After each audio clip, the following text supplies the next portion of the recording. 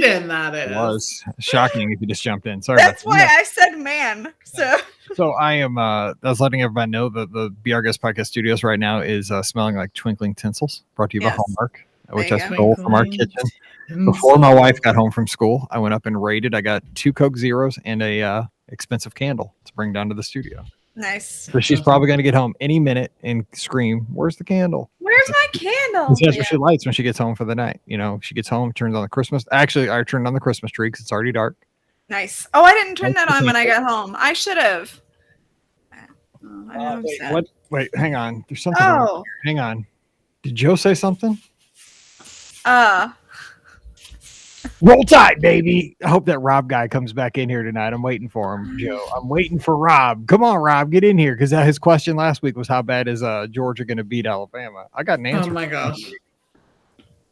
Come on, baby. Come on, baby. I'm watching those comments.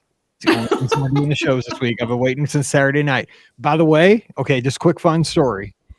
I can barely walk right now.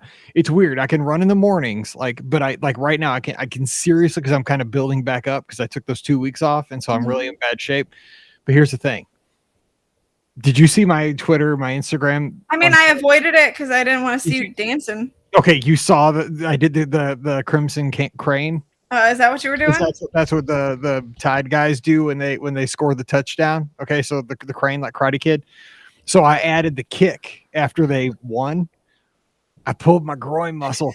Oh my Lord. And Pam has been laughing so hard because the last 2 days I've been having to take 3 Tylenol like around the clock because she's laughing because she's like, those Georgia fans are laughing their butts off at you that you cannot walk right now.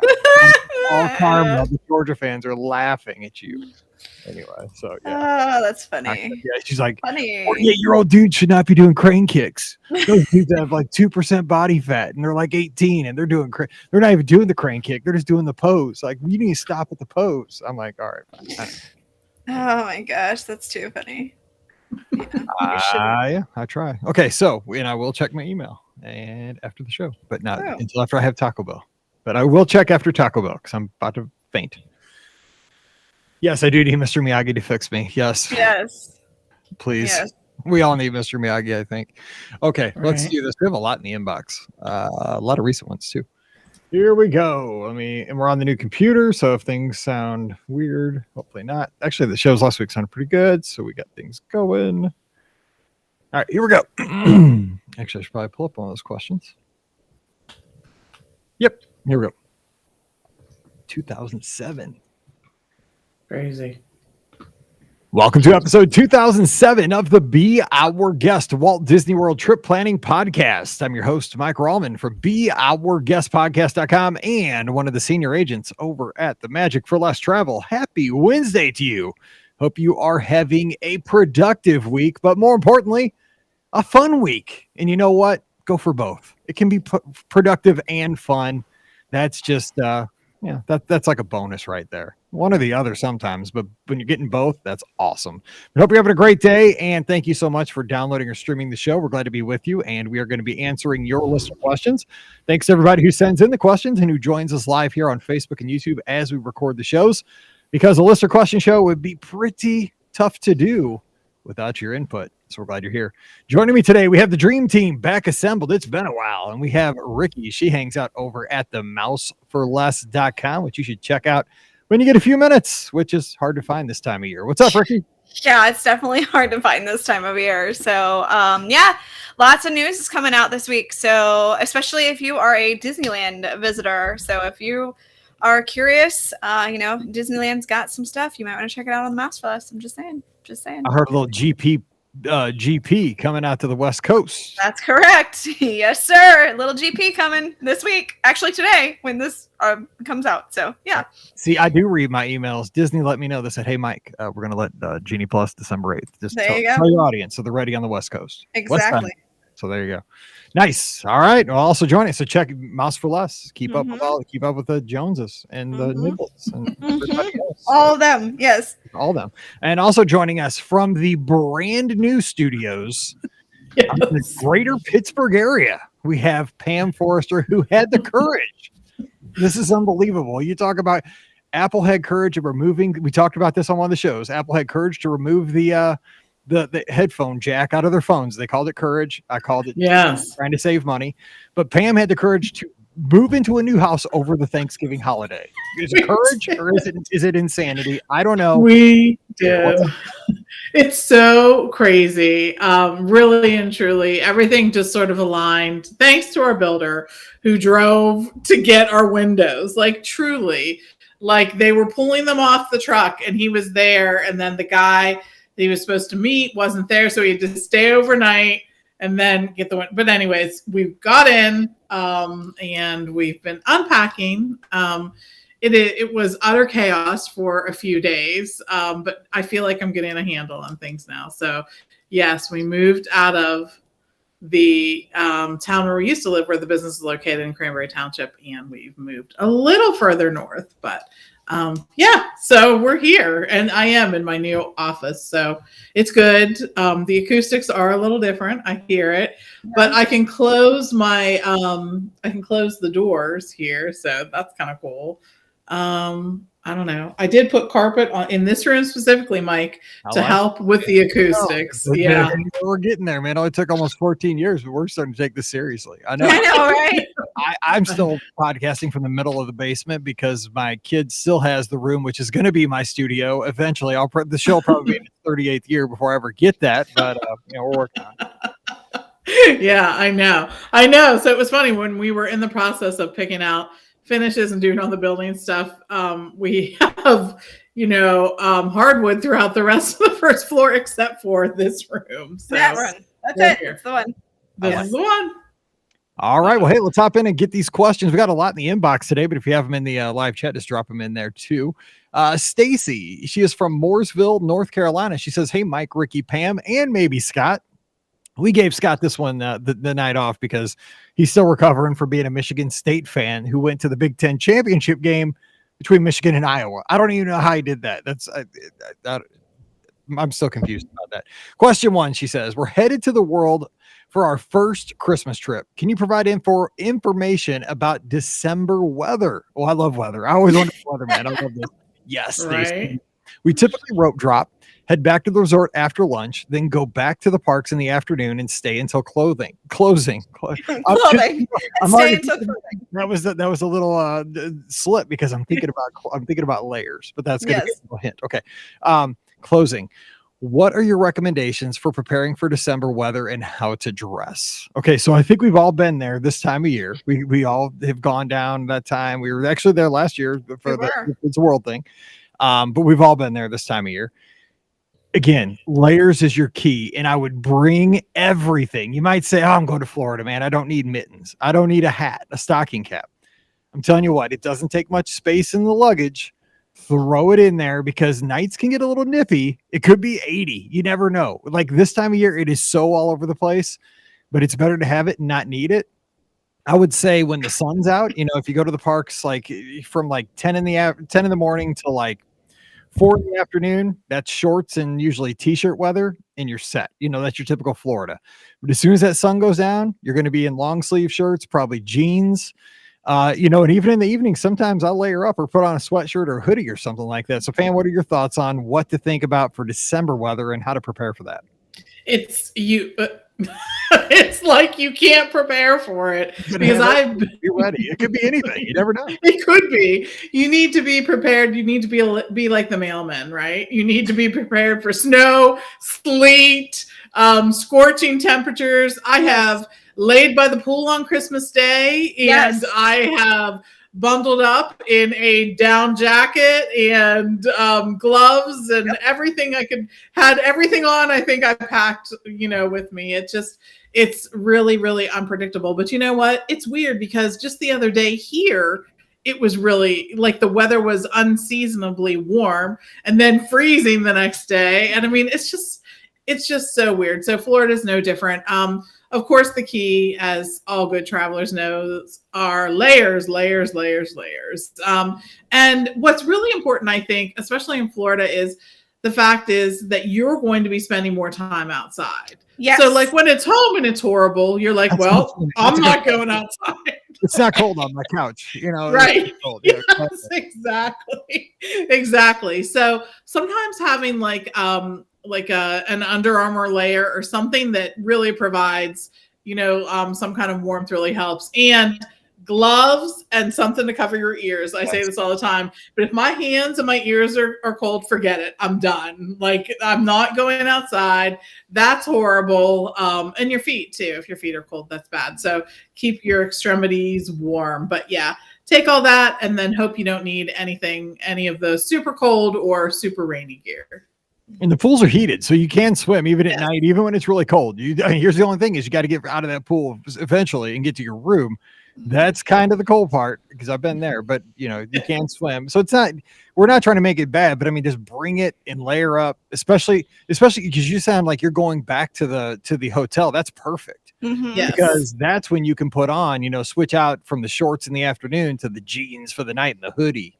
If it requires it, it might not require it. And just keep an eye on it's easy nowadays. All right, here's a good question for you, Ricky. Let's get this one. Question number 2. I know this has been talked about, but I'm still a little confused about how Genie Plus works, no matter how much I read. LOL, she says. Talk to me about the 120-minute window, the 7 a.m. first booking, and rolling Genie Plus reservations. How do we get the most bang for our buck? Merry Christmas to each of you, and thanks for the awesome podcast and all the information you provide. Stacy. All right, Ricky. Lay some plus knowledge. I'm still learning, obviously. I think we all are as this whole process continues and people start to catch on to Genie Plus and Lightning Lanes and, all this jazz. So this 7 a.m., I believe, if I'm correct in what I've learned, you can start to make your first reservation at 7 a.m. If you're an on-site guest, right? That's correct, right? If you're an on-site guest. Everyone can. Everyone can at 7. Yeah.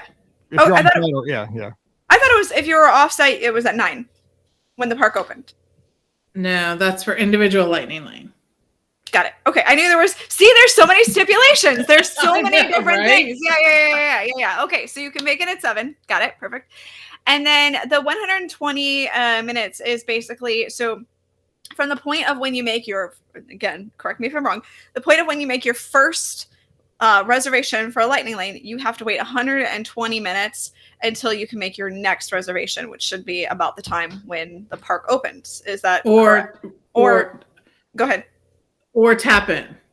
Or you tap in. Yes, exactly. At the second point, you can tap in. The one that's closest, like boarding. Yeah. Exactly. So, yeah. So when that really matters is once the park is officially open, once you tap in, go ahead and make your next Lightning Lane reservation. I guess I should say Genie Plus reservation. Which is exactly, not to interrupt, but this is exactly how we used to. I mean, those of us that were really aggressive with Fast Pass Plus, once you were like past your 3 initial ones when you're using rolling Fast Pass, right? This is exactly the game we played. You hit the second touch point, you were looking for that Fast Pass. You're looking for the next one. You were like already queued up while you were riding that ride. Right? Correct. That same kind of mindset. Exactly. Now, the one difference between how Fast Pass used to work and Genie Plus works is the fact that you can't select a time to come back. So it's just, whatever time shows up is basically when you can make your next reservation for whatever attraction, So just keep in mind, like if it's a popular attraction,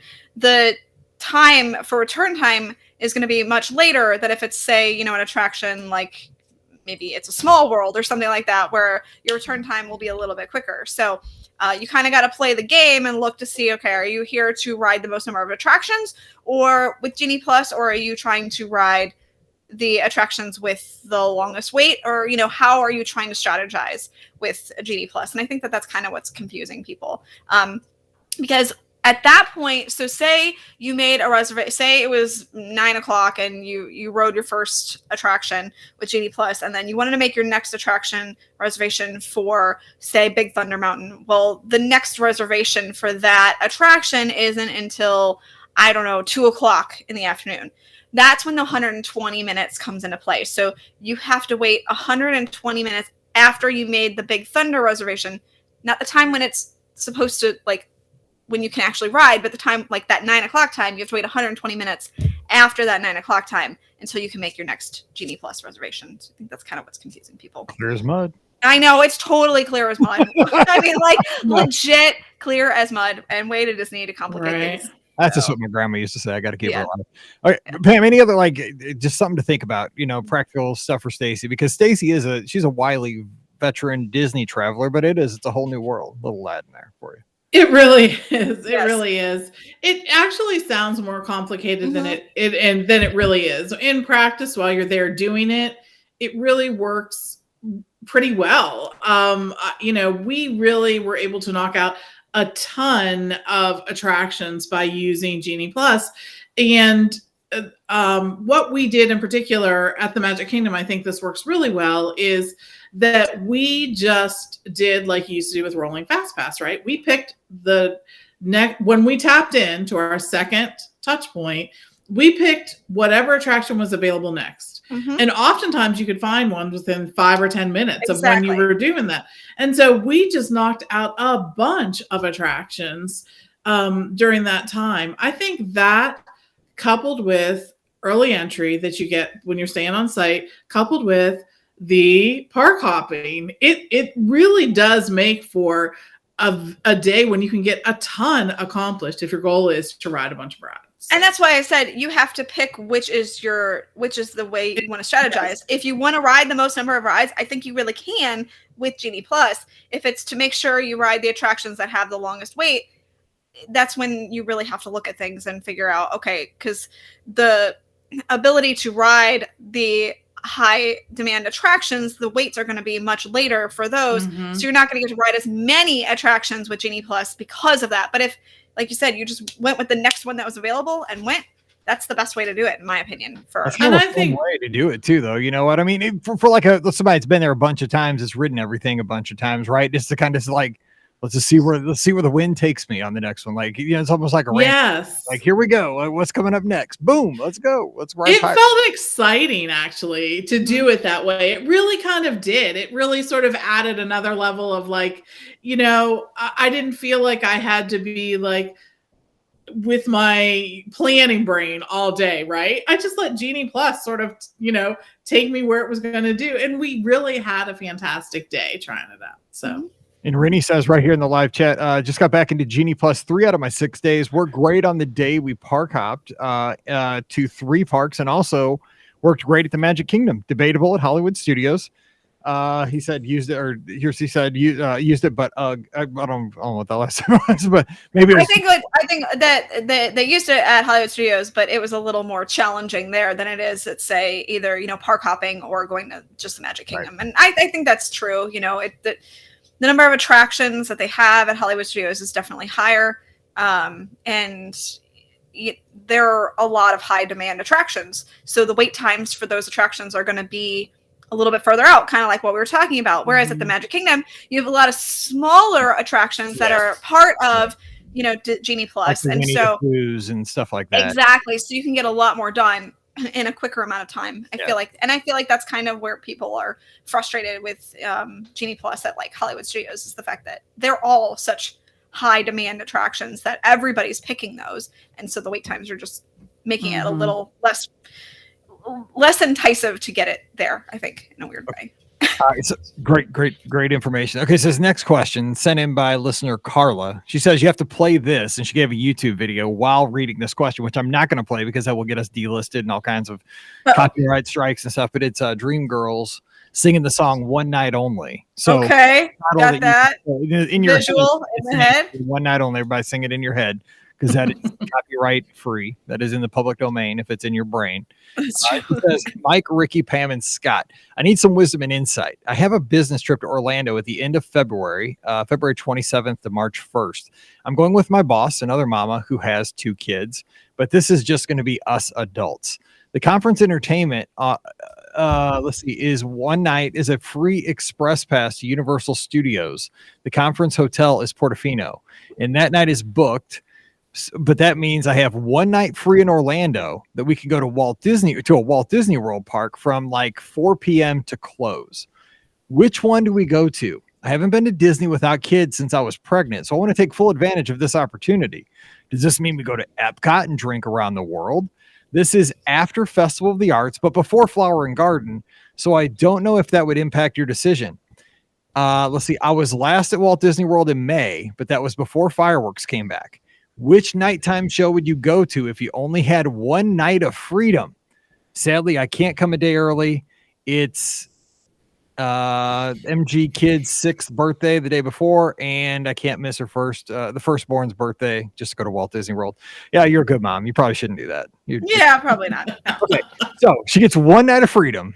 You go to any of the 4 Walt Disney World parks. She's looking like kind of maybe fireworks or a thing. Maybe she wants to go to Epcot, drink around the world. Is the answer Epcot with Harmonious? I mean, Pam, what would you do? What do you think? Gosh, that's rough. I mean, truly, it's a tough choice. I love it when people send these in to us, for the tough choices. I personally really liked Harmonious. I liked the music.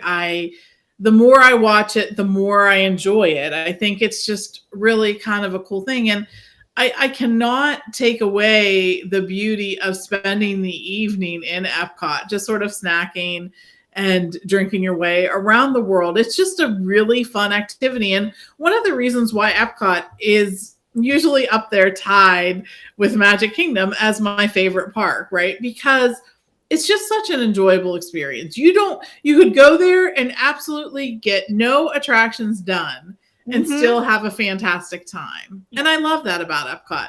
So I'm going to lean that way, but gosh, there's no wrong answer, really. And here's why I would lean Epcot too. One, I think everybody needs to give Harmonious a shot. It hasn't won me over. And I did the other night for 45 minutes, dig through our storage room just to find my Illumination CD because I was missing so hard. Pull it up because I was home. Everybody was gone. So I just destroyed the storage room, but I found the CD, which I found I have 4 copies of, by the way. Oh my gosh. Yes. And that's a lot. Little binder, like, remember those old like flip books with CDs? Yes. Yes, I have 4 copies. Anyway, that's how much I miss Illuminations. But give it a shot. I think everybody should see it and see if it's their thing. It's it's very beautiful. But here's the thing. Epcot is a great park to go to at around that. Like if you got to go from 4 to close, you're not really behind the 8 ball by going to Epcot late. You can go to World Showcase, and that's not a place like you feel like, oh, I'm behind the, like at studios, you feel like, oh my gosh, I'm behind everybody. I'm waiting in line. Everybody, Epcot, you don't have to worry, especially if you're doing World Showcase, you're snacking, drinking. Who cares? You're not behind anybody. You're just like, you're right there. Ricky, any other thoughts? Honestly, I kind of agree with you guys. Epcot's probably the one I would go to as well. However, I would. Did she say what date in February? I guess she did. Delete. I think it's February. It's right around March 1st, February 27th. Okay. Well, I guess park hours I don't think have been released anyway. So, I would take a look at park hours though, and see kind of where they're at. And if Epcot is still like one of the later ones, I would choose that. Normally it's almost always open till 9. But if say you have a 10 o'clock closing for one of the parks, I would choose that park just so you'd have a little extra time in the parks to enjoy. So if it's 9 o'clock is the latest closing, then I would choose Epcot. If there's a park that's got a later closing, I would probably choose that one. Ricky's all about the quantity tonight. I'm all about quantity. Exactly. I agree. I agree with the fact that you said though that you're not behind the 8 ball.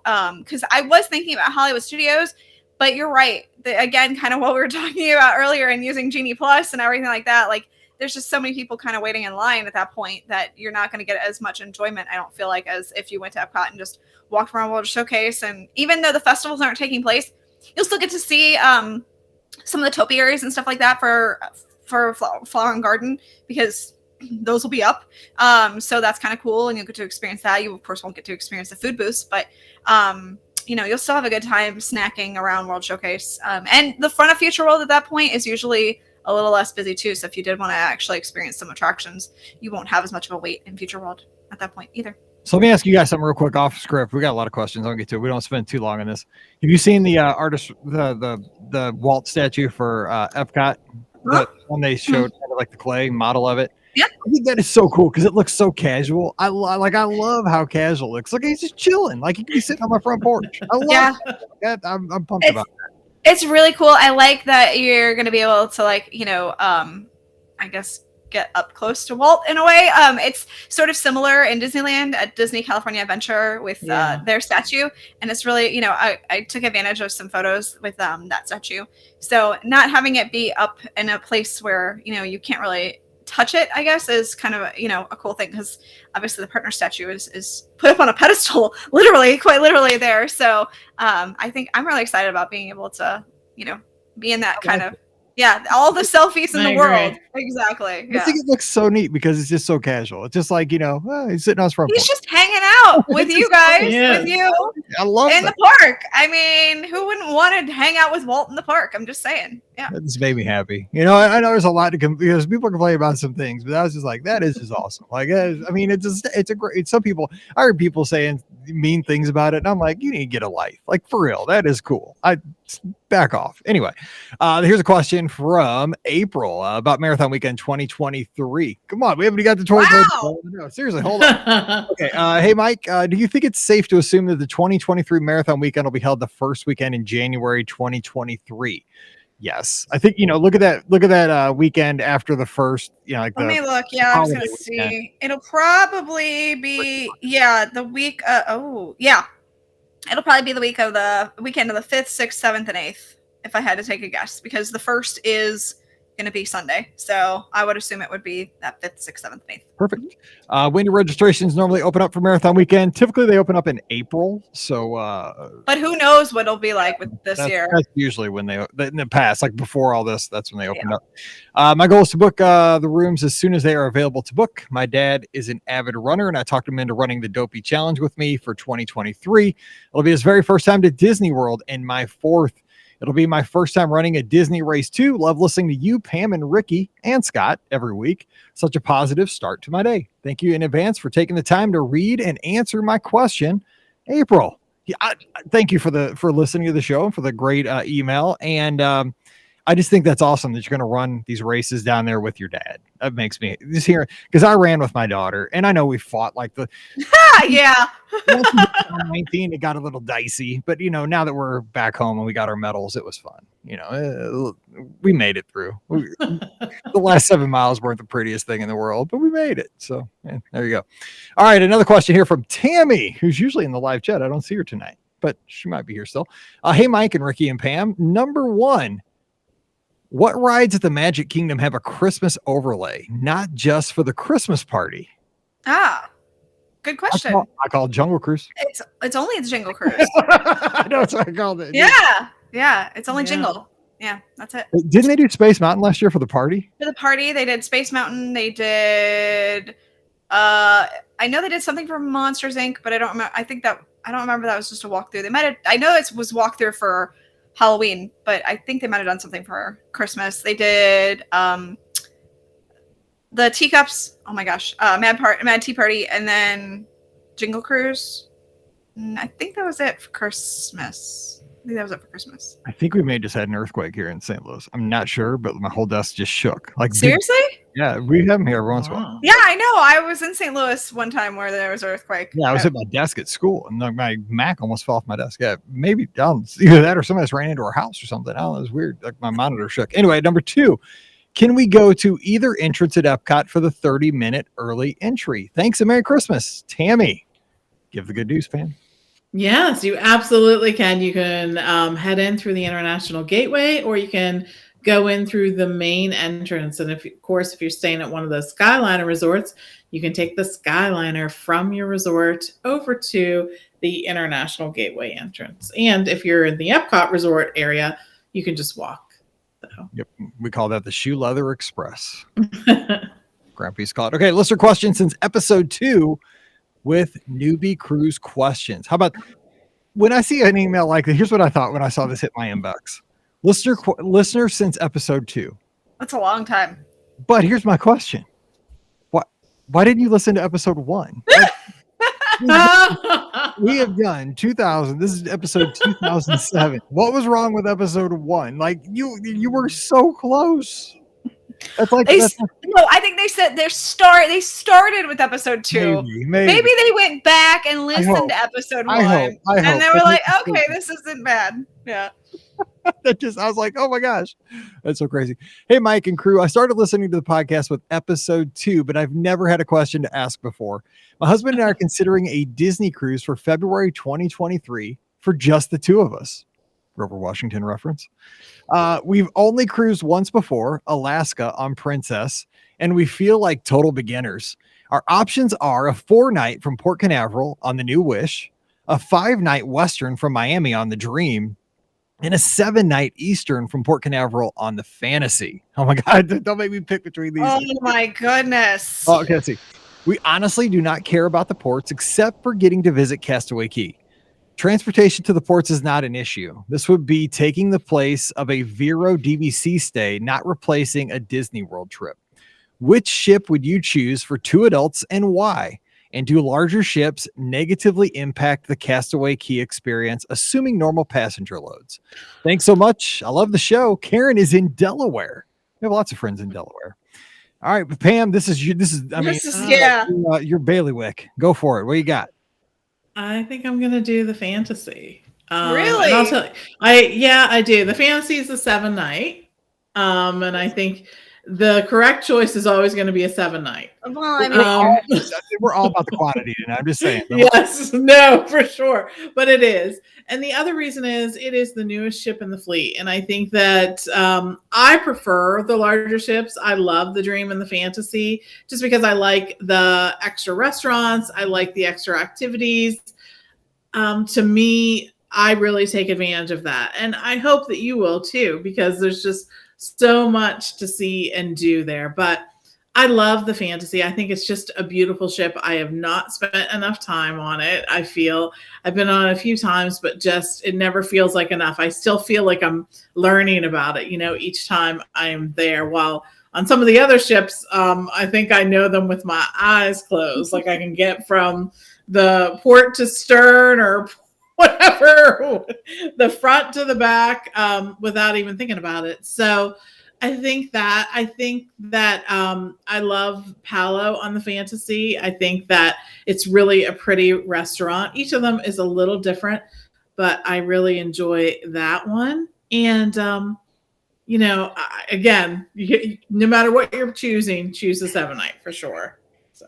I would agree. Now, here's the thing. You threw out the Wish, which, I mean, everything that we see, and I mean, Disney Cruise Line's being super smart about this. About once a month, every 6 weeks, they're throwing out something that's amazing. Like, couldn't get any better. And it gets better. Like, it's like, oh my God, right. It's so cool. So, but here's the thing. It's going to be your first Disney cruise, right? Yes. So I don't think you need to go for like the Wish on the first cruise, considering it's a 4-night versus 7-night, like Pam said. I think that you're going to be so overwhelmed because I am a huge fan of Disney Cruise Line. I know I'm a Disney homer, but I love my Disney Cruise Line ships. I mean, they're awesome. Mm-hmm. And I think when you get on the Fantasy, having only sailed once before on Princess, you're going to be just wowed by the Fantasy. And so save that Wish experience for the second, because you're going to go back. Save that for your next Disney cruise, because I don't think you need to go on the very new ship for that first cruise. The Fantasy is amazing, and it is really awesome for adults. We did our last podcast cruise on it. It was amazing. And I mean, not to mention, you said ports are not important, but the Eastern, I will tell you, I'm going to throw on my travel agent hat here for a second. When my guests get back from the Eastern, they're wowed by not so much like a lot of activity intensive ports, but just the beauty of this itinerary. They just say it's gorgeous, so if you're laid back and just kind of want to take it all in, this is just one of the itineraries where if you're just looking at it from on your veranda, it's gorgeous, and you're going to be having 7 nights. So I'm with you on the Fantasy. So Ricky, you going to make it a 3-peat on this one, or are you going to go some other way? I think you might have talked me into the Fantasy. I was kind of leaning toward the Wish, just because, it is going to be the newest ship. They're going to have the most unique options available, in the sense of like, it seems like everything that they are talking about is something that they've never done before. Or have tweaked from the previous ships in a way that's totally unique and different and creative. So I was thinking about the Wish, actually, to be honest, but you guys bring up a really good point. If they haven't been on a Disney cruise ship before, that it is very overwhelming. And the problem with the Wish is that it's only 4 nights. And that's my problem with the Wish too, is like, it's so fast. And I was, sitting there thinking, gosh, I wish I could go on the Wish for longer, so I think that 7-night window is going to be a really good option, just because that 7-night or that 4-night goes so fast. and the 7 night will definitely give you time to acclimate to the ship a lot better. So, and they've been on a cruise before. That was going to be my other, thing is if they hadn't been on a cruise before, I would have said the Wish. But since they have been cruising before and they know they like cruising, I think I am going to say the Fantasy. So good stuff. There you go. And she asked about the larger ships. That would be the Magic and the Fantasy, or sorry, the Dream and the Fantasy, impacting the Castaway Key experience on normal passenger loads. And I say no. I mean, we've been there with sold out. We've been there almost every time because we sail in the summer, sold out ships, and especially as adults, you just head over to Serenity Bay and you are golden. That's the greatest thing is like if you're going as a couple, those ships you can really be, tucked away from the crowd everywhere on the island, on the front of the ship, up in the adult areas and the spa. I'm jealous. Now my kids are getting older, so I get to experience that. Finally, it's awesome. Like I was like, 10 years I didn't get to do that. Now I finally get. It's awesome. So Pam, do you agree? I think Castaway Key with a full Fantasy, full Dream, you're good. That island has plenty of space. It really does. They had expanded the seating area even at the family beach. And I think that you're going to find that it's still a fantastic experience, no matter what ship you're on. All right. Mark Thompson has our next question. Hey, Mike, we're from Michigan. Shout out Scotty G. Go Green. They're heading down to the Chick-fil-A Bowl. I found out they're playing against Pitt, Pam's school there in Pittsburgh, down in Ricky's hometown. So look at the BOGP connection there. There you go. I love it. Bowl or Dome. We recently purchased annually passes. That's cute. For our family of 4. Kids are 11 and 9. We've been fortunate to spend a lot of time at Disney World over the last 11 years, looking for your pro tips on how to plan relaxing days at the world. We usually stay at a deluxe and enjoy hanging by the pool and enjoying the resorts. We also found golf, new dining experiences, and water parks to be fun and relaxing as well. Any other ideas? Thanks, Mike. Shows like medicine. I deeply appreciate all that you do. Mark in the mitten, he says. I love that I finally know what the mitten means. Finally, thanks, Scott. All right, so he kind of gave the ones that we always give out. See, he's killing us by saying golf, dining experiences, water parks, and swimming by the pools. That's our go-tos. What else can we come up with? Because my brain's kind of hurting right now. I can't believe I think that you've listened to our show a few times. So, I'm going to say these are our stock answers. Yes, they are. I'm like, I don't know. I think that they could come up. I think we need to have like little signs, that we just hold up or something during the podcast. Right. And they would actually be that list, right? Of all those things. Ricky, you help me out here. Oh my gosh. Help me out here with so looking for kind of different things off the beaten path. Is foot golf still happening at I think it is over by it's on that walking course over by the Magnolia and the Palm, I think. So there's an option. When did they say they were going? I'm sorry, I missed that part. They just have annual passes. Oh, okay. Okay, so obviously around the holidays, I would say exploring Fort Wilderness and all the Christmas decorations that they have up. That was a good one. Yeah, that's fun, and people are doing it for Halloween and Christmas. Yes, you get for both holidays to choose from. I know, right?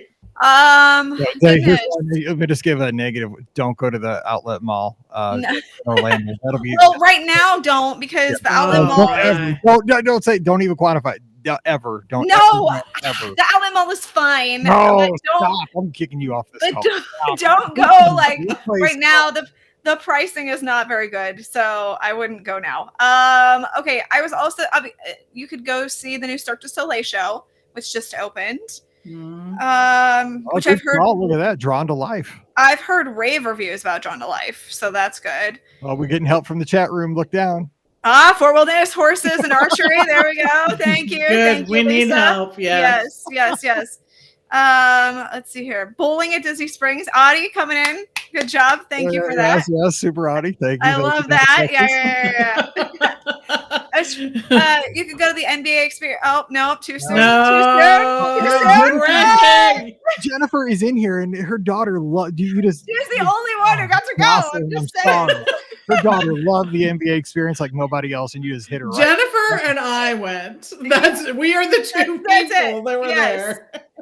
There's always they used to do fishing at Port Orleans. I don't know if that's coming back or if it's Fishing is back at certain locations. It is back because I've talked to Mark about it. okay, good. So, but there's the like pole fishing, like the actual. Oh yeah, fishing. the like the Cane cane Like, pole you get out with fishing. those guys, like the fishing No, guys. no, I meant like the cane pole fishing. Oh, they Like, do that. Yeah, I think they do that. Yeah.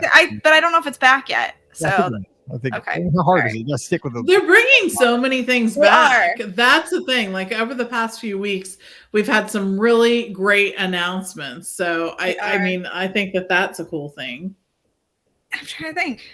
Is there anything like really else? We did add some things to the list. We We did. are now. Yeah, we We'll did. have to get a bigger piece of paper to hold No. up whenever someone asks to do something outside the park, right? I had something. But Something off the beaten I had path. one more, but oh well, I can't remember. We'll think about it. No, that's something to do. I mean, Oh, yeah. characters in Let's flight. hope, Characters in right. flight balloon. Yes. and let's hope that the tours come back soon too. Yes. So- Jennifer's saying the crafts at the resorts is a good option too. Yeah, there are. The crafts are at the resorts. They actually brought those back really quickly. Right now they're doing a scavenger hunt at I think all the resorts. Yeah, if you see random like signs like Yes. posted on buildings, that's what those are. I was like, Yes. what is that? It's for the 50th anniversary. So right now they're doing that, which is kind of cool. I think you just have to go to the front desk and get a map or whatever. I haven't done it. Yeah. So that's kind of cool. And Audie throws in a little fork and spoon. At the, Nice. Fork and spoon? Oh yeah. Knife and fork and spoon. Oh, Fork and spoon. You can only eat certain things with a fork and spoon. Like you can't have to cut. You have to just be able to scoop or like Right? Exactly. I love this. So Patrick comes in with this question. I'm just going to say, go back to the beginning of today's show. We're headed down for a 6-night vacation starting January 9th. I was wondering if you had any tips on what to pack. Thank you all. I truly enjoy listening. Well, Patrick, listen to this one always. It's the first 10 minutes of today's show. You Yeah. You just missed it. Sorry, December, Patrick. January, very similar. So yeah, Yes. you actually did the same question. We did a deep dive in. Yes. Bring the kitchen sink. That's what you're going to need. That's the Yes. short answer. Yes. an extra suitcase. Yeah. Yes. And Nicole's got a question. Any word on when the internships will come back? Epcot is not the same without the international interns. We have the college program starting back up. We do. But again, I think it just depends on circumstances, and things are like ebbing and flowing. Yeah, the travel restrictions are going to be challenging, I think, for a little bit. So we'll just have to see what that brings. All right, sneak in one last question from Jen here. She's from Litchfield, Connecticut. Hey, Mike, how are you? I have 2 questions and seeking some opinions other than my own. So we're headed down to Walt Disney World for New Year's Eve. In the past, we have stayed at the Dolphin so we could walk to Epcot. That, again, is what I booked this year. But then I was able to get a room at Art of Animation, which my kids will like better, and it's a huge savings. I'm thinking that with the Skyliner, perhaps it wouldn't be that bad getting out of Epcot, especially if we watch fireworks from the Gateway area and then move quick. I know it's just opinions, but what do you guys think? I can't make a decision. Okay, here's the thing. I will tell you this. I have gone out of Epcot on the craziest of days. Yeah, me and you both. Yeah, the day the Skyliner opened. Okay, Well, yeah. so on that day, the first day the Skyliner was in operation, and the second, so October 2nd, we went out. Yes, we did. Yes. That Skyliner line can get crazy. Yes. long. I've waited almost all the way up on the bridge back towards the boardwalk, but it does Same. move quickly. It As long as does, it doesn't break down. well, okay, yeah, but if the choice is to walk to the Swan or Dolphin, I think that's faster. Yeah, Because well, you gotta faster, but I mean, he's probably saving money. I would. Well, if that's you're gonna true, art, but I would totally go Art of Animation. Wait. I waited. So it wasn't the day with you. It was the day before. So that would have been on the 1st. I waited a good, I walked around the park with Pam and Steve that night, and I kind of waited a little bit for the crowd to die down and leave Epcot. And by the time I got to the International Gateway and to the Skyliner line, it was getting close. It was like 10 minutes left before they closed the line. Which I think they closed the line like an hour after. So just keep that in mind too. And it was at least a 25-minute wait for sure. So I don't know, keep that in mind. It's not going to be the quickest method of transportation when you leave the park on New Year's Eve. Even if you get out quick, I still don't know that it's going to be the quickest, because there's going to be people who leave like in the middle of the fireworks who are like, okay, let's go, so You're I know. probably- Can you imagine waiting to see the fireworks? I know. And then leaving early Yes, so I that you can. can get.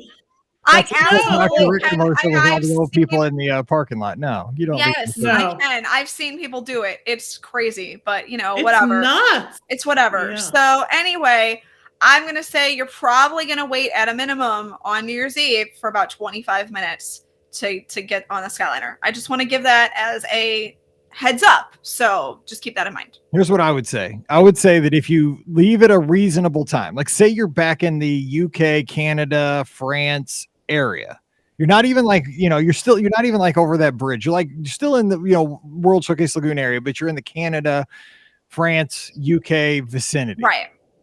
You can still be back to Art of Animation within an hour, I would say, with the Skyliner. Okay. I would say within an hour. Now I'll you give you can that. back to the Dolphin within 30 minutes. Yes. The kids are going to like Art of Mhm. Animation better. You're going to have savings. What's that 30 minutes worth? That's what I'm saying. Mhm. And, just play some games while you're in line. It's going to be a crazy looking line. The line's going to look Oh, it's gonna look insane. It's going to move quick. That thing eats It up. loads so fast. So don't freak out. Don't be like, oh, I hate Mike. No, hate me. Don't hate me unless you don't get back to your room in an hour. Then you can hate me. Don't hate me initially. I'm just saying, because it'll be crazy. You'll be like, I hate Mike. I'm never never writing into that podcast again. That's how it's going to go. I know. Trust me, as a teacher, I know how it works. Okay, last question. Second question, with park reservations for Epcot on New Year's Eve, if we leave for dinner, will we definitely get back in, or is there a chance that it'll fill to capacity? I was hoping with park reservation system now that we'd be okay. I know you dealt with this on the 50th in the Magic Kingdom, so curious again what people think. Thanks for all that you and Pam and Ricky do, entertaining me daily on my drives to and from work, letting me get my Disney fix when everyone else around me is sick of talking about it. That's Jen. I love it. She's out in Connecticut. Thank you so much, Jen. So Pam, talk about that, park reservations, getting back in. In Epcot, I've never seen closed for capacity, even on New Year's Eve. No, that's true. I mean, for many, many years ago it was, but it reopened by the time that you were able to come back in later in the evening. But guess what? With park reservation system now, you can absolutely get back in if that is where your park reservation is for the day. So you don't have to worry about that. You can leave, go get something to eat, take a nap, take a swim, and head on back to the parks because you'll be able to get in. You will. It's just for park hopping that it really impacts, You know what's going to stink, though, is a lot of people used to sleep like on the floor in pensions. Oh, my gosh. Look like a homeless. Yes. Well, now they're going to sleep on the floor in the Odyssey or the Epcot experience, I guess I should say, People, because for a while, people slept on that grass up by Future World. That's kind of blocked off. Yeah, that's true. It's They slept in kind a lot of weird places. New Year's Eve at Epcot is an experience. It's totally different. Yes. It is just like, I remember I got like China quick service because I thought I might die, and that was the only thing I thought I could physically get in. Oh my gosh! At that point, I waited too long to eat, and it was good. Trust me. I mean, I ate it so fast. Oh, you devoured it. Yeah, and then I went and danced over in China with the fire bleeding. The big fire dragon. Yes. Epcot is for New Year's. Oh. Yes. And we've seen people sleeping all over Epcot in the weirdest of locations. Yes. Like Japan is a favorite, right? Those like the sort of seating, well, not really seating area. Yeah, the sort of bench-like things near the big tower. Mm-hmm. They're sort of like back to the landscaping and on their side. And that always freaks me out when someone's sleeping on like a narrow thing, like on their side. Oh my gosh, yes. I know, you're going to fall off. Right? Just so many odd places. Yeah. I was worried, do you want to make it to the new year? Because you might not. Well, I was worried, like, I'm gonna get robbed. Like somebody's gonna like take my wallet or something. Like, I don't know. Yeah. Like, I would not feel comfortable with that. So I would just take your magic band and charge all my drinks. Exactly. Okay, I'm good. You got another drink? I'd have to figure out what your PIN number is. I'd have to try 10,000 times. If I'm going to a park and sleeping, it's going to be on an attraction, for goodness sake. Exactly. You're probably paying $600 a night for a room on New Year's Eve. Why are you sleeping in a theme park? That's right. Exactly. Anyway, all right, we got to get out of here. But the good news is we're back on Friday. You only got 48 hours to wait for more fun. But don't forget, today's show, as always, brought to you by the Magic for Less Travel. We would love to help you plan your next Disney adventure, wherever that is in the world. It could be a Disney cruise, could be out to Disneyland, of course, Walt Disney World. Also, Adventures by Disney. We just, we love helping our guests plan amazing Disney getaways. Sometimes it's just your next Disney trip. You get to go quite often. We do those quite often, but it's a lot of folks. It's that once in a lifetime trip for a 50th wedding anniversary or for a graduation celebration. Either way, we want to make every single trip special. Even if it's your 17th Run Disney weekend, that trip needs to be special too. So we're going to help you do that. Just drop by themagicforless.com, fill out the quote form, put in some information, some dates, a couple of resorts, what you're thinking. You want Genie Plus, maybe not. Park hopping, how many days do you want? As much information as you have, put it there, mention the show. We'll take care of you right away. Again, check them out today over at themagicforless.com. Please also use our Amazon affiliate link as you shop online and get all those great deals over at Amazon. Just click through beourguestpodcast.com/Amazon. And thank you to our patrons for supporting the show over on Patreon. Our patrons get a bonus show called Mike in the Midwest every week. If you'd like to support the show over there, just visit patreon.com/beourguestpodcast. Give us a follow on the social media. I'm at beourguestmike. Ricky is at Ricky Nibs. Follow Pam at TMFLT Pam. And the show at beourguestpod, Instagram and Twitter. Of course, subscribe to the show on Facebook and YouTube, and you can see all the videos of all the hijinks that have happened here as we record. And you get a little bonus content on Facebook and YouTube too, because you get the before and the after and all the in-between stuff too. So it's kind of fun as well. All right, we're going to get out of here, and we'll be back, like I said, on Friday with more fun Disney talk to get you out the door and down the road to wrap up your week. So until then, for Ricky and Pam, I'm Mike, wishing you a great Wednesday. Time to get back to work, and we'll see you real soon. Cut out real quick. At the very beginning, Pam said, "Wow," when I said the show number. I should have. I did. I know. Yeah, I was like, you're like, "Wow." I should have. That was hilarious. Let's see. Because I laughed. Delete. Okay. File. Save as. Oh, my feet It are is funny. Episode 2007. Edit. It's so weird to not see the other shows. Like, I bet. I know. It's only like 4 or 5 of them on here. It kind of gives me a little chill every time I do that. But Micro Center said they're getting the hard drive recovered, so I'm trusting. That's awesome. I have an old computer that I'm curious if they can restore a hard drive on. I'm sure it costs plenty of freaking Low money. grip. Yeah. But it's worth it. You have to buy, to start, you got to buy a $250 hard drive so they can copy to that. What if I already have a hard drive? No, I think you got to buy theirs. I think it's part of the deal. I don't Mm. think they're about doing it for free. They want to sell you the big 250 gigabyte or terabyte hard drive or something else. No, it's 1 terabyte hard drive. It was a big one. I mean, I have a 4 terabyte hard drive. That's what I'm saying. Like, I have a bigger hard drive than what they're going to sell me. Well, they probably want to sell you one. I don't know. You could ask them. Hey, Tony, Merry Christmas to you. Okay, so what are we doing for the Friday show? It's got to be extravagant. Awesome. Extravagant. Extravagant. Wow. We could do like a game. We could do like information. We could do. Oh, one of my candles burned out. Oh, Game. no. Game. His candle burnt out. Look, I got a clicker. Now you're playing with fire. Oh, no. If Mike Stop. set something on fire, we'll have to do some kind of emergency. We'll call in for you, Mike. Somebody say there's a college football team that's on fire. No. Stop. I don't remember hearing that. No. Definitely don't. Okay. Or would you rather? Would you rather or We did what did we do not too long ago? It was kind of fun. Let me look. Scott and I did best lighting locations last week. I mean, you did. I saw that. We did odds makers. Yeah, that was recent. That was fun. We did What about best?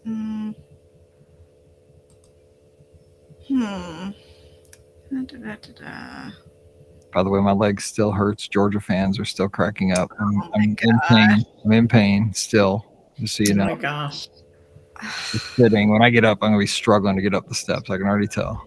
Of course you are, you old man. I hope Taco Bell cures it all. I haven't had Taco Bell like in a week. What? I know. Oh my goodness. Well, I didn't have it while Pam had surgery. I went like 2 weeks, like because I was taking care of her, so I didn't go to Taco Bell. Oh, that's nice of you. Oh, sure. See, look at you being a good husband. Dude, I've been doing all the laundry too. I learned how to do laundry. Good for you. Now you learned can how to do laundry. Well, Yeah. she stood there and told me all the buttons to push. Like she is just not allowed to pick anything up. But That's she was okay. telling me, like, You know what that means? You can continue to do it. we had to get a new washer too because our washer broke. Oh no! Oh I had gosh. When it That's rains, it pours. We got a right. second one today because they brought the first one and they dented it when they installed it, and she wanted a new one because so they brought an undented one today. Oh, Look I at- would look. I would have said, okay, I can keep the dented one, but you can give me a discount on this I one. offered us that, but no, my wife's like, nope, I paid for an undented one and I want an undented. Well, where did it dent? Like right in the front. Oh, On the dang. side, like front. Like, anyway, we gotta do this. Okay, sorry. I was Wow, we're going deep here on Washing this. machines Yeah. are dying. I'm sorry. Oh my gosh, that's too funny. Okay. Let's see. Maybe we should just do another question show. Do we Yeah, have they it? are. I do have questions. Let's do it. Let's do that another sounds like a question show. plan. Let's catch up because pretty soon the questions we have will be out. No, I only have the. Let's see.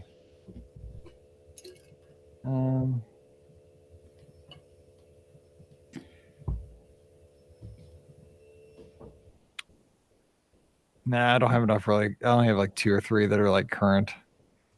All right. Okay. What if we did something relating to food or snacking? Let's see here. Da-da-da. Somebody said, oh, what did she say? New restaurant show. Lisa did. What new restaurants though? Yeah, I don't know that there's not. What's that noise? Who's kicking? What is that noise? It's when I type because my computer is on. The microphone is on my is on my computer. That would be nice if Scott buys margaritas again. He spent like $700 that day. Right? Oh my gosh, that's a lot of money. Holy cow. Okay, hold on. I'm just trying to look here to see what's. Good luck on getting registered, Tony. That does look like a lot of fun. Sorry for clicking. You do with only 1 hour in each park. 1 hour. 1 hour. That's actually not. Can we the do worst. 2 hours? Could we do 2 hours? I like that. Yeah, let's do that. That'll work. Yeah, we gotta expand it 2 hours because 1 hour. Like I'm getting old. I have to use the restroom at some point. I walk in, I go to the bathroom. I mean, that's pretty much what I do too, actually, to be honest. So yeah. Yeah, when Hannah was little and we went to Walt Disney World with my parents at some point, at one point she looks at us and she's like, why do Grandma and Grandpa go to the bathroom so much? One day you'll find out. Like, okay, Han. Oh my god, we could do that again. We could do the best bathrooms at Walt Disney World again. It's been a long time, and they've all been updated. Now we got to have Scott on because he gives SG ratings. So that'd be terrible. Because Okay. you know, I mean, you know that, right? Like every time he walks out, he gives a rating. Maybe you don't. Yes. Go in with him.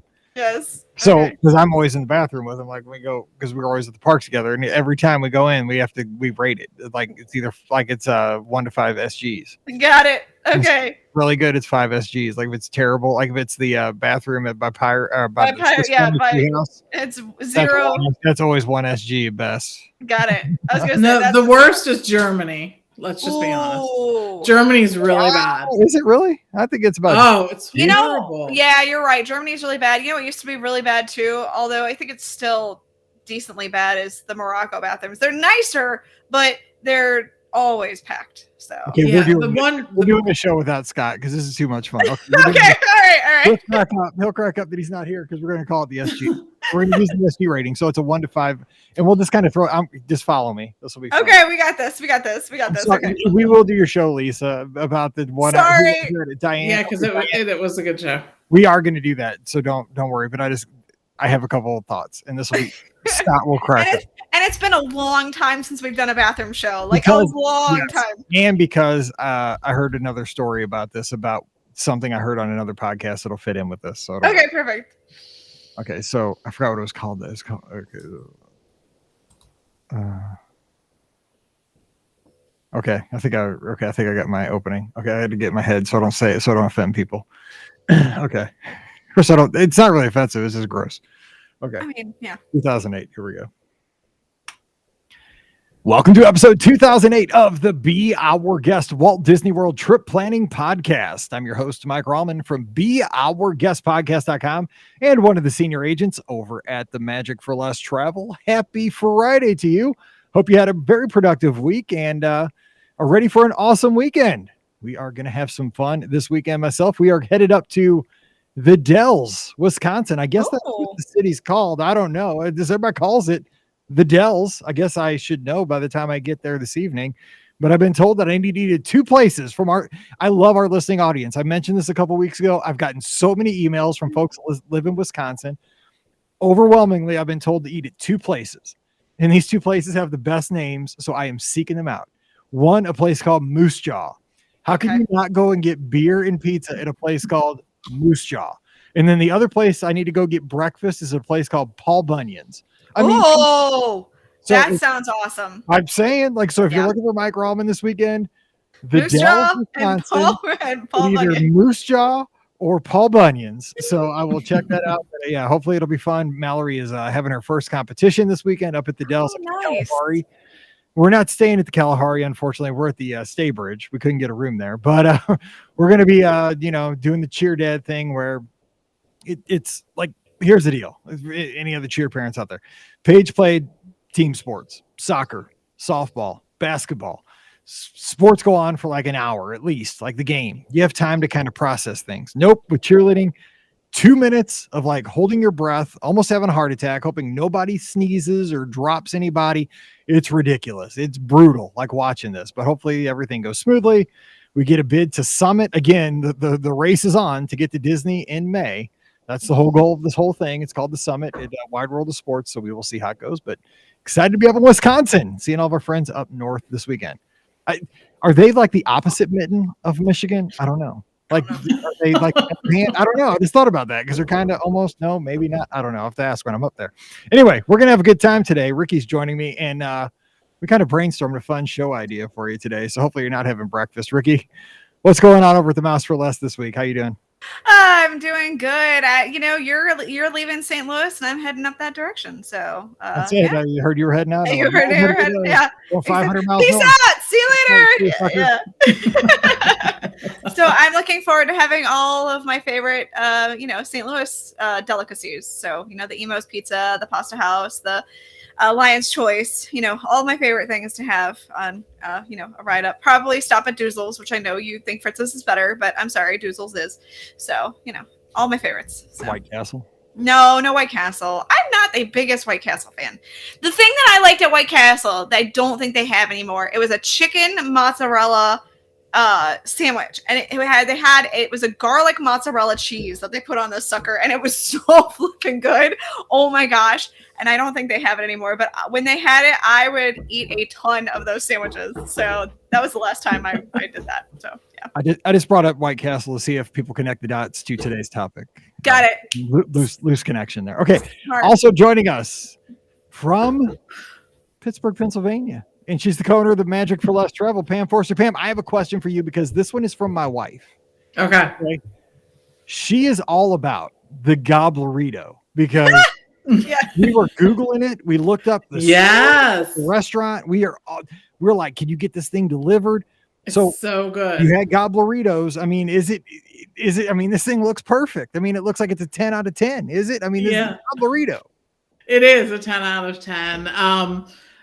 It's so fantastic. This restaurant, Mad Mex, with the Big Burrito Group, which is a Pittsburgh staple here, offers it. And it is a burrito stuffed with turkey, stuffing, mashed potatoes, corn. They put gravy on the top and cranberry sauce. So it's Thanksgiving in a burrito. Sandwich. It's in a burrito, man. Absolutely. Could it get much better, right? So that's what we ended up having for Thanksgiving since we were moving. That's what it is. But you know what? They were so good that we thought about making it the tradition because, my family's not big into turkey anyways. Right. So it's just like, yeah, gobblerito. So yeah, we were able to order a tray and like bake them at home. They assembled them and then we just baked them here. Right. So it was a big win for my family. I will just say we all really enjoyed it. So yeah, the gobblerito. In 15 years, the United States may no longer have butterballs. It may just be a gobblerito nation. I'm just saying. Well, someone is making the turkey because it's legit pieces of turkey in it, you know. I mean, yeah. So, and the stuffing was really good. My mom kept saying, "Wow, this stuffing is good," and that's like a big compliment for my mom because she made really good stuffing. I mean, that was, you know, her claim to fame, I think, was the stuffing. So it was good. You should have heard this because, you know, we were talking about it and then she was on the couch like the day after Thanksgiving and she's like, well, how do you think you spell gobblerito? Because I'm trying to look it up. Like we were all about it. And it's like Mad Max or I don't know what. Yes. Yeah, we were on their menu, man. We were all over it. I'm like, I need one of those in my life. It's a good menu. They have good food. So there you go. Okay, so today, now this is a show we did probably, I would say at this point, maybe 8 or 9 years ago. Yeah. That's a good thing about doing a podcast forever. Things change, especially at Walt Disney World. Things come, things go, you know, things disappear. But tying into this time of year, so we just got through Black Friday, right? The day after Thanksgiving. That's the you know, the day where everybody used to do all their online shopping. Apparently nobody does that anymore because things are for sale all the time nowadays. You don't have, you know, Cyber Monday, everybody used to go to work and go to the fast computers. Now everybody works at their house. I mean, you know, Cyber Monday is not a thing anymore. But apparently I heard on another podcast I listened to this week that the Saturday after Thanksgiving is actually a big day. Did you know that? Nope. With a certain occupation. No. Did you know that? Yeah. No. The Saturday after Thanksgiving is called Gray Saturday. Yeah. A lot of plumbers. That's where they make their bank that day. Because it's the weekend after Thanksgiving. Just use your imagination. And again, second time today, connect the dots. Today, we're going back and revisiting best and worst restrooms at Walt Disney World. We're just going to go around and kind of give the ones that we try to, you know, if we're in the neighborhood, we'll walk a couple extra 1,000 feet to hit that one rather than go to, you know, that one's closer, but you know, if it's an emergency, maybe I'll go there, but I'll try to avoid 100%. And so we're going to kind of give that conversation, but here's how it changes. And it's because of our fourth panelist who is not here today. But he is, you got to love my friend Scott. Okay. You all know Scott. Everybody knows Scott. He comes on the show. He was with us last who's week. this Scott guy? I don't know. Scotty G. Check him out on Instagram and Twitter at @EpScott. But I don't know where he came up with this, but he came up with a scale. And so we're good friends, right? So we're always at the races together and we're on vacation together all the time. Every time that we walk out of a restaurant, not a restaurant, a restroom. I got to get this right. I'm hungry, people. It's kind of dangerous to be doing this show right before dinner. Yeah. Anyway, every time we walk out of a restroom at Walt Disney World, and actually other places too, it's kind of weird. We do this everywhere now. He gives it an SG rating, because his name's Scott Gardner, an SG rating from 1 to 5. And so we rate it like, oh man, that was a 3 SGs today, so we give it a rating. So today, not only are we going to discuss some of the restrooms to seek out, some of the restrooms to avoid if you can, but we're also going to give it an SG rating from 1 to 5. So Ricky, lead us off. And maybe things have changed. Maybe things have stayed the same. We've had new ones come into the fold here since last time we talked. So give us a either a good, bad, or an ugly restroom because we got good, bad, or ugly. Got it. Okay. Well, I think that a lot of the restrooms they've definitely, Walt Disney World has done a very good job since the last time we did this show to sort of update the restrooms that were a little suspect. There are some that still definitely get a lot more usage, but they're at least a little nicer to go into.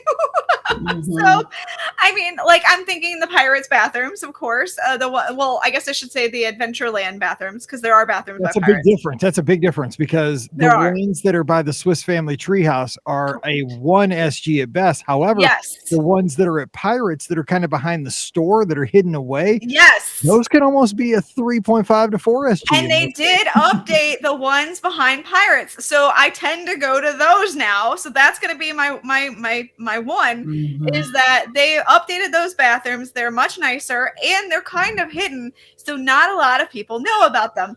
So I would say that would be probably about a 4 SG. But the one that we were discussing before, that even though they've updated the bathroom, it's still a 1. And that is, of course, the one that everybody, I think, knows. That's that one right by Swiss Family Robinson. You don't. Yeah, in the pass through there, between Frontierland and Adventureland. Yeah, exactly. That one's so rough. So I would not. When see Tinkerbell saying, "Don't go to that one either." Sorry, to my phone. I'm like grabbing it, trying to. She's saying, "Don't go to that bathroom." I'm just saying. Like, no, it works in a Yeah, I mean, it's there. It's there in case of emergency. It is definitely there in case of emergencies. The funny thing about bathrooms is I tend to go to the same bathroom every single time, no matter what happens. So, I guess I find a good one and I stick with it. I don't know. Here's the ones I avoid in the Magic Kingdom. There used to be 3. Now there's only 2 that I avoid. It's that one in the pass through between Adventureland and Frontierland. And I tend to avoid the one that's up in by the baby care center up by Main Street between Crystal Palace and Casey's. Yeah. If I can avoid that one, I do. And I'll go somewhere else. But those otherwise.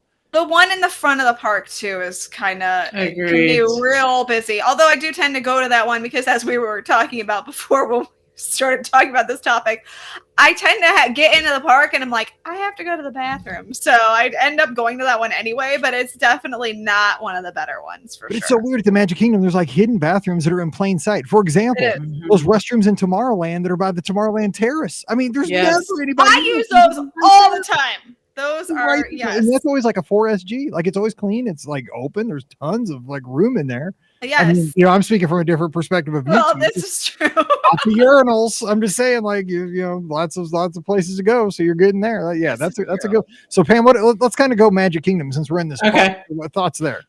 So, of course, there's the Tangle toilets, which are very nice, but just as nice and usually not as populated are the ones by Gaston's back in there. That's a good location. It's a newer, up-to-date bathroom. I really like that one. And the Tangled ones, so many people are there because it's sort of right there, right? And it's like a beacon. You see it. It looks like something interesting. Kids are like, I want to do that. And then you're like, it's a restroom. but they've been talked about so much in the Disney community that so many people go there. So I've been heading often to Gaston's there.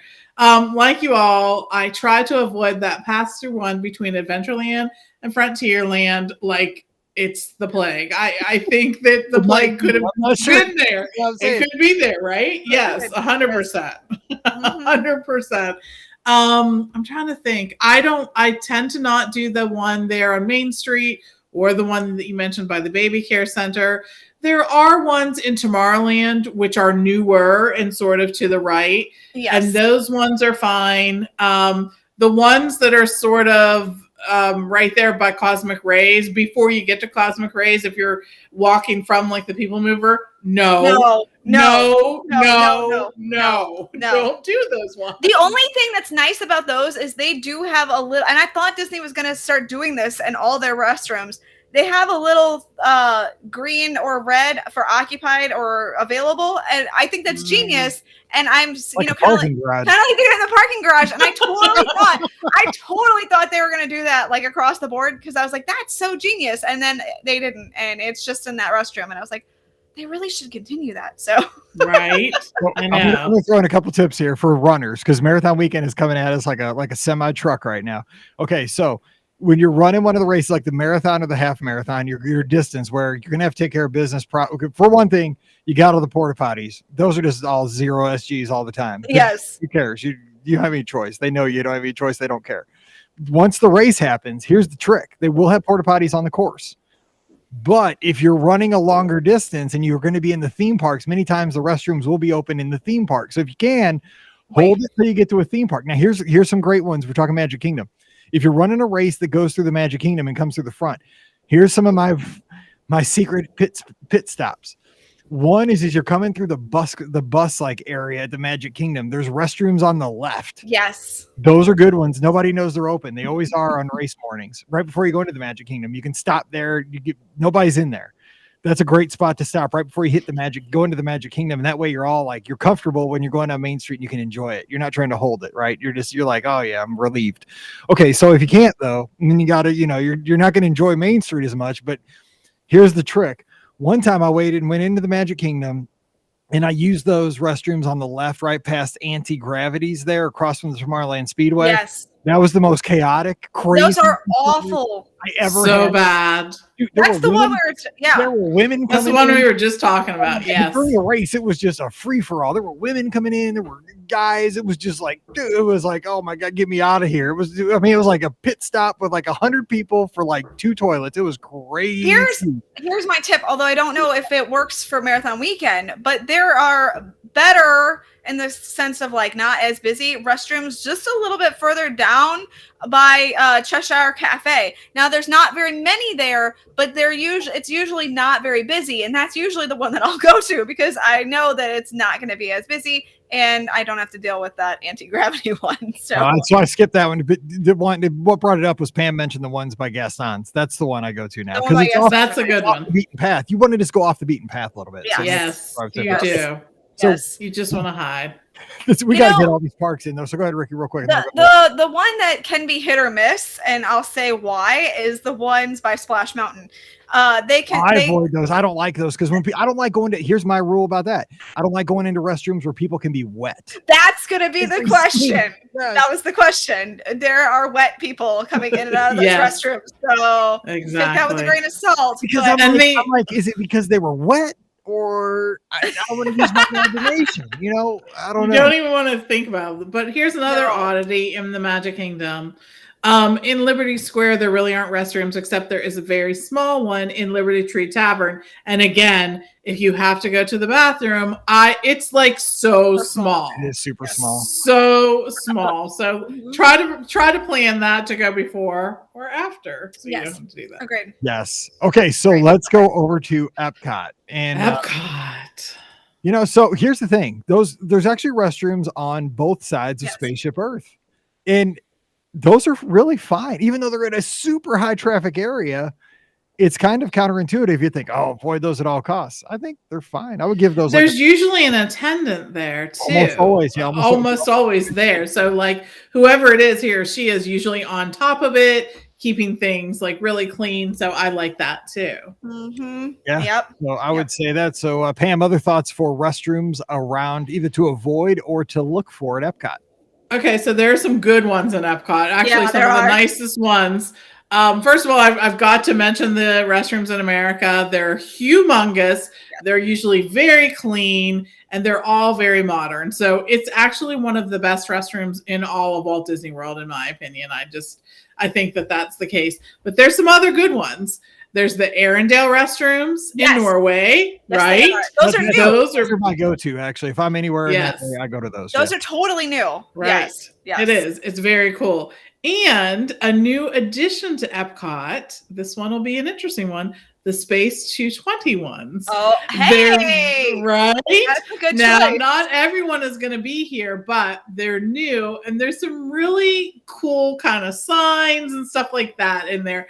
They're sort of really going with that theme, so you can see. Did you hear it? They're going with that theme. I didn't get it. Nice. I was sitting here getting ready to say, as long as they don't install Mr. Thirsty in the Target, because that's actually what they're called on the space station. Because I thought at Space Camp that was part of our deal, and Mr. Thirsty for number 1 and the Target for 2. So there you go. Oh my gosh! So those are some ones. Now the ones to avoid. I think we're all in some agreement on this. Ricky and I both detest the Germany ones. Yes. They're bad. They're bad. We just don't like them. No. I don't know what, it just is not a good one. No. It's not big enough, No. and it usually. There's always a line. Yes. Yes.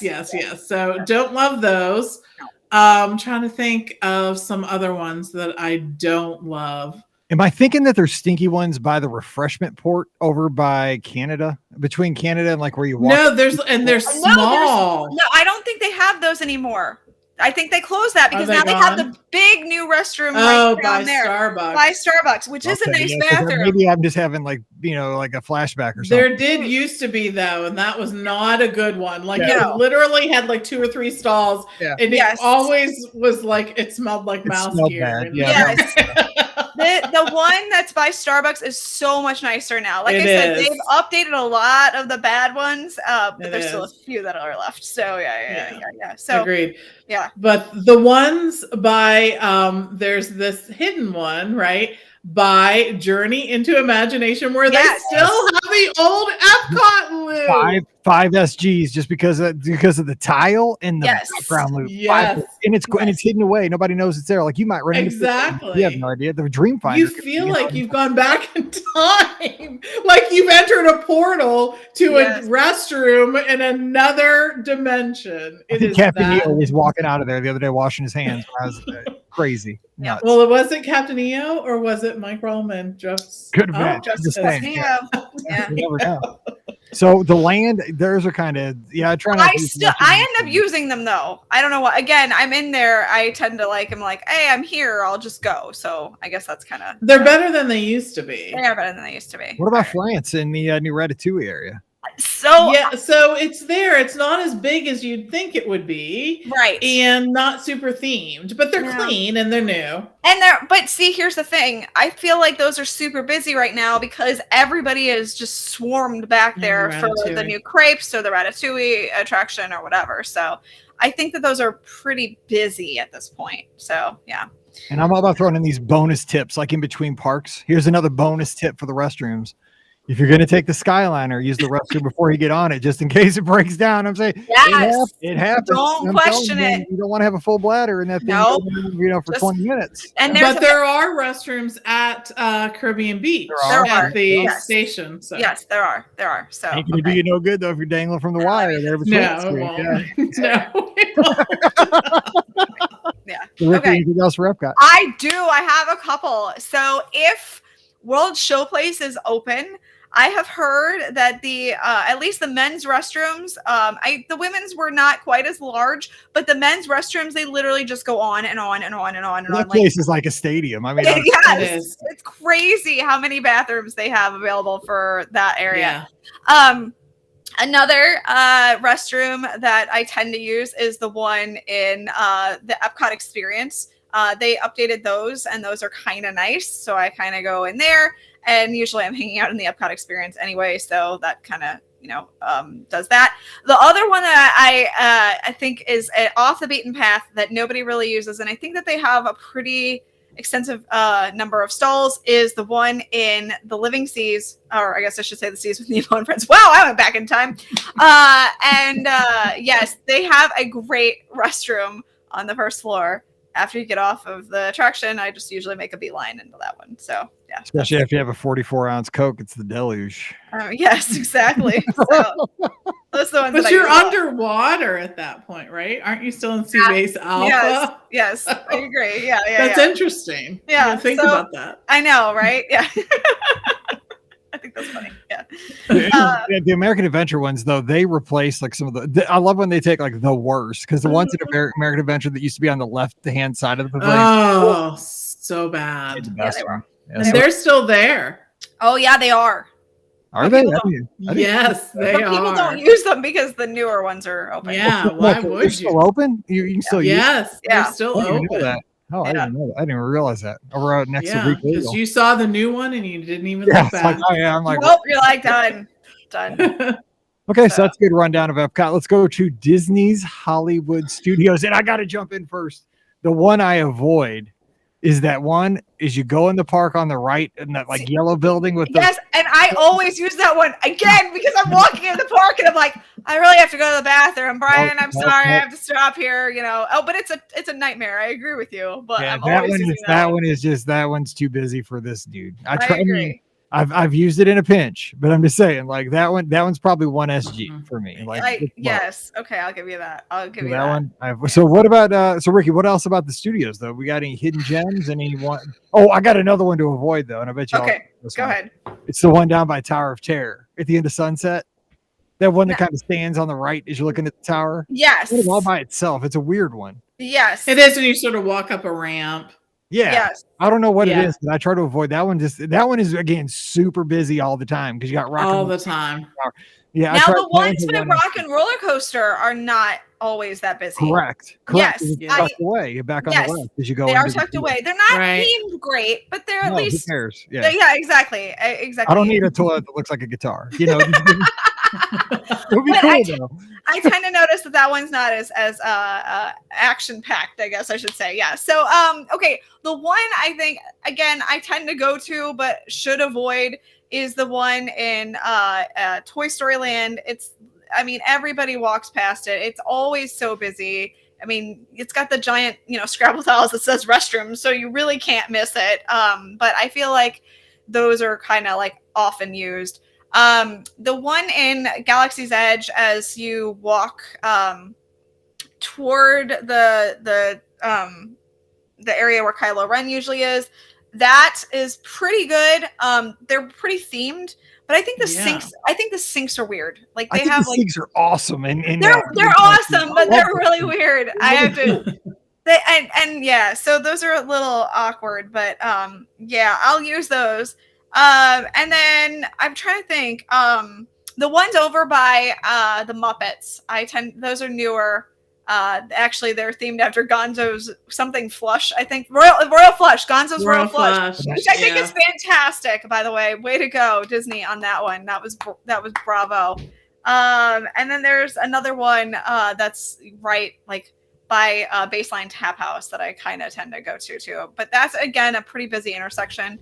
But I still kind of find that those are newer as well. So I think those are kind of nice. So yeah. Are there not restrooms over by? So I use the one, and this one does get busy, but it's usually not too bad. It's that one that's next to where they used to have the Sounds Dangerous. It's kind of across from Express. Yes. It's kind of in a busy area. That one tends to be in decent shape. It's big. It does. Yeah, agreed. It's on the backside of that one across from Baseline Tap House. Yes, it is. Up to it, like back to back. It is, which is nice. You have choices because if the one has a line, you can go into the other, and it's just right around the corner. So I think that's And there's another one that's over near the Little Mermaid and Disney Junior. It's sort of around the bend. People, I don't think know that one's there because it's rarely busy. I completely forgot about those bathrooms. They are so never busy. You should totally use those bathrooms because they are 100% like nobody goes back there because you just don't think about it. Yeah. No. Yeah. You're talking about like back in the animation courtyard, like if you see you're in what's the Star Wars thing? The Star Wars launch bay, which I think that's why nobody uses them because the launch bay isn't open. So I think that's partially why nobody uses them right now. So yeah, those are good. Actually, those are good ones. They're nice. Really good. They are. I've gotten really good experiences there when they had like the Star Wars shows that took place because the characters would walk right past you when you were there. Yeah, so those are good. All right, let's go to Disney's Animal Kingdom Park. Whoa. Pam, give some thoughts on the restrooms over at Animal Kingdom. Again, the ones by the entrance. Not ever my favorite. I'm sure that Ricky has gone there because I think I went she's there walking with you. in the park. I think I went there with you. Remember, I was like, Pam, I have to go to the bathroom. I know I just got here. I gotta go. Yeah. Yes. So the ones in Pandora, I think, are not only themed, but they're also usually in pretty decent shape. Mm-hmm. Although there's lots of people in Pandora, they seem to keep up with those. So I think that those are decent ones. There are some good and a big one if you keep walking through Pandora and toward the Lion King. Yes, that was going to be my suggestion. That's a big restroom and they're fairly modern. So like those. the ones right there in Harambe are okay, but for some reason, just not my favorite. I think it's just because it's such a well-trafficked area, maybe, that it's just not as good. I'm trying to think. Over in Dinosaur Land, I know this, not real, but near Restaurantosaurus, I think there are some restrooms, and they're fine. I feel like Animal Kingdom has like just fine restrooms. I don't know. There's nothing that's like really stands out. Yeah, like I think the ones by there's a lot of them, and they're all pretty big because it's the newest park. So I think there's one modern over by Cali River Rapids. Obviously, again, you got the problem of wet people coming in and out. Yeah, I avoid that one. And there's a fountain outside that one too that the kids are usually running through, making things worse. Yeah, there's always puddles, and I don't like puddles by restrooms because I totally agree. I totally agree with that. And then there is something mental about that. And for me too, I'm always like, oh no, it seems like something's gone wrong in that restroom. There's like water puddles and like is that person just very well hydrated because exactly. Aaron and the Jason's Rafiki's Planet Watch restrooms have educational. I haven't been back to Rafiki's Planet Watch. Oh my gosh. Yeah, we went there actually recently on our last trip. So we did see those. So yeah, and those are not those aren't often used restrooms either. I feel like the ones by Flame Tree are frequently used. So those are probably like a 2 SG. And plus, here's another just general Mike Rallman tip. Probably don't want to go to a restroom adjacent to a barbecue joint. I mean, or Mexican restaurant. I'm just saying. Truth. I mean, just connect the dots, people. Here's another Mike Rallman tip, though. If you're at a sit-down restaurant, use the restroom before you leave the sit-down restaurant because 100%. Yes, the restroom the way you're going to get out in the theme park. I'm just saying that's just common sense, right? You're going to get a better experience within the sit-down restaurant, especially if you're doing something like a signature restaurant. Yeah. When we would go to Epcot for New Year's Eve, that would be my plan for the evening, right? Schedule dinner at a sit-down restaurant because then you have a restroom there to use. So you are correct. Cool. Yes. Yeah. Well, so I think it was a good point though, Ricky, that you said, Animal Kingdom, plentiful restrooms, but kind of right down the middle. They get the job done. They're not overly themed. Right. But they, they're plentiful. And you know what? Here's the thing about Animal Kingdom. So when I'm there, it's always so hot. Like they're just air conditioned. They feel like they really chill those things out. They're nice and cool. True. And I mean, obviously, if you don't know this little secret thing, the restrooms at Animal Kingdom actually all have doors and locks on them. Because if an animal potentially got out, that is not true. Yes, it is. If an animal gets out, they have a safe place to put guests. So, just saying, a safe place to put the animal in the bathroom. No, guest.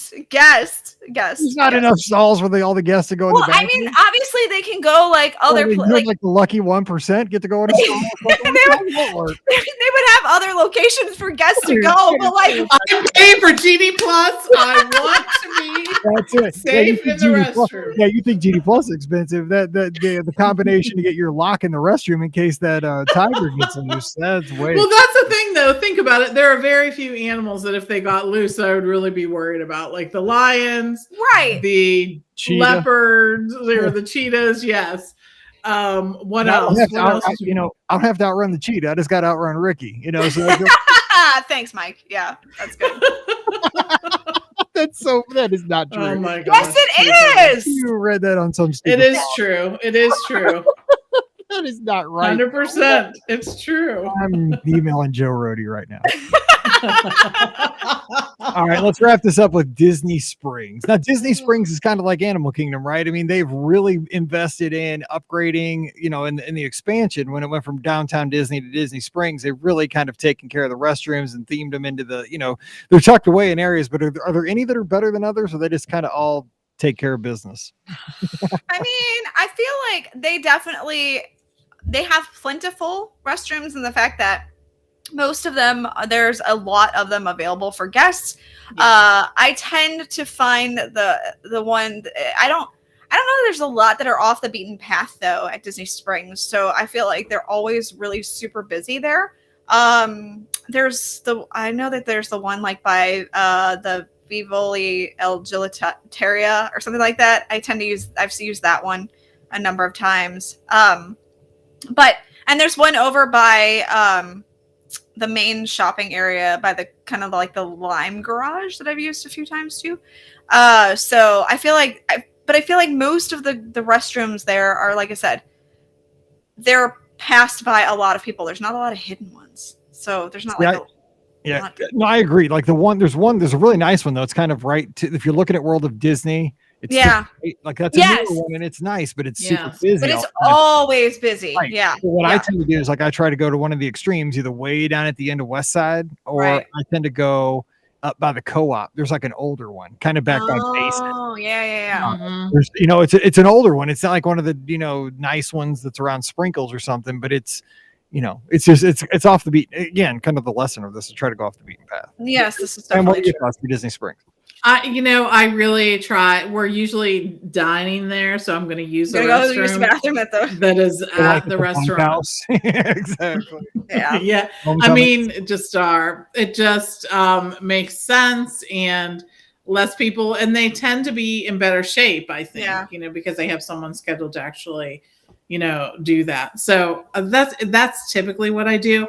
But like you all said, there's lots of good restroom options. I think they seem to be fairly often in Disney Springs. So I know that lots of locals come there to shop for the day and things like that. So yeah. I find that there's a lot of restrooms too. You're right. Yeah, and they're big and there's a lot. Yeah. So as there should be when you have a restaurant called Polite Pig. I mean, that's right. Why not? Right. I'm coming. Yes. And Dan just gave us a link to a website that Fact 11 is about. I guess you can lock yourself in a bathroom. It is true. Lisa says that there's a private one next to the Christmas store. So there's that. There you go. That's a good one to go to. Yeah, if you're looking for one. All right. Well, hey, I know that today's show wasn't very appetizing. You know what? This could get you could help you out in a pinch. It could. Your next trip. So that's right. There you go. And again, when you walk out, play the game with your family. How many SGs? 1 to 5. Start some great debates on your next trip. I'll tell you, because like sometimes Scott goes low, and I'm like, that's a 4. He's like, that's a 2. Yeah, you guys are off. Yeah, we are messed up. But that's what we do. All right, and give us feedback on social media. What's your favorite restaurant at Walt Disney World? What's a hidden gem? Maybe you don't want to say because you don't want to. If it's a hidden gem, you don't want to tell. But where's your avoid at all costs? Yeah, I definitely want to know your avoid at all costs restroom. Yeah, retweet those and have fun with that over the weekend. But thanks so much for hanging with us. We love talking Disney with you. Don't forget today's show brought to you by the Magic for Less Travel. This is one of the things I promise you will not get a tip in your email about, but you will get, when you book with the Magic for Less, you will get lots of tips telling you about Genie Plus and when to make your advanced dining reservation, some strategies, with things like that, what to expect that time of year, with festivals going on, special events. It's, a lot of you guys, I know you're listening to our podcast. You're like, I know all about it, Food and Wine Festival. I know that I got to make my dining reservations in 60 days right now. But let's face it. Here's the deal. When I plan my trips, I put them into the same system. I know that stuff too, but when I get the email from me, I get excited because I'm just excited because I know a trip's coming up. So, it's fun to get them too. I mean, even if you know all the stuff, just read through them. It's kind of fun. But that's just one of the things you get when you book with the Magic for Less. We're also looking for those discounts for you, getting you the best deal possible.